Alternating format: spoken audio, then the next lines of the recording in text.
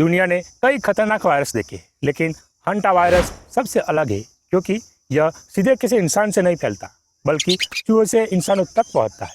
और सबसे डरावनी बात, कई बार इंसान को पता भी नहीं चलता कि वह इस वायरस के संपर्क में आ चुका है। हंटा वायरस यह कोई एक वायरस नहीं बल्कि वायरसेस का एक पूरा ग्रुप है। यह वायरस मुख्य रूप से रोडेंट यानी चूहे, फील्ड माइस, डियर माइस जैसे जानवरों में पाया जाता है। अब सवाल उठता है, ये इंसानों तक कैसे पहुंचता है? जब इन्फेक्टेड रोडेंट्स सलाइवा छोड़ते हैं, यूरिन करते हैं या फेसिस यानी मल छोड़ते हैं तो वायरस उन जगहों पर फैल जाता है। फिर जब वही सूखा वेस्ट धूल बनकर हवा में उड़ता है और इंसान उसे सांस के साथ अंदर ले लेता है, तभी इन्फेक्शन शुरू हो जाता है।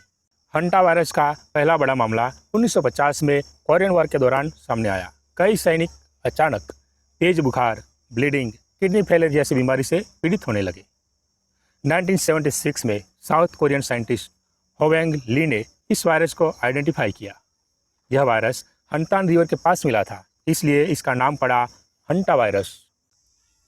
1993 अमेरिका के फोर कॉर्नर रीजन में हेल्दी लोग अचानक मरने लगे।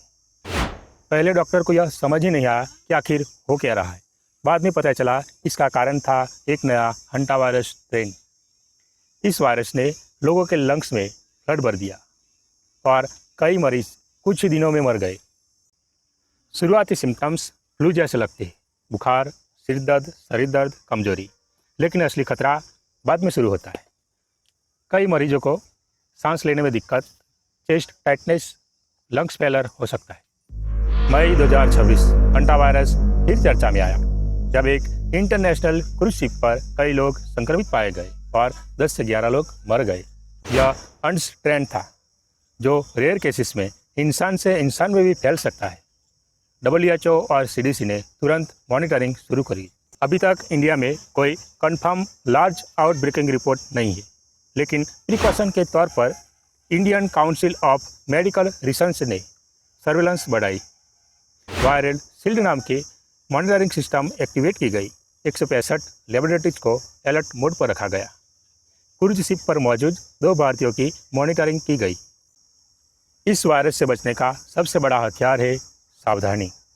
अगर किसी बंद कमरे में रोडेंट वेस्ट हो तो उसे सीधे झाड़ू से साफ मत कीजिए। पहले इस इन्फेक्टेंट स्प्रे करें, फिर ग्लव्स और मास्क पहनकर सफाई करें।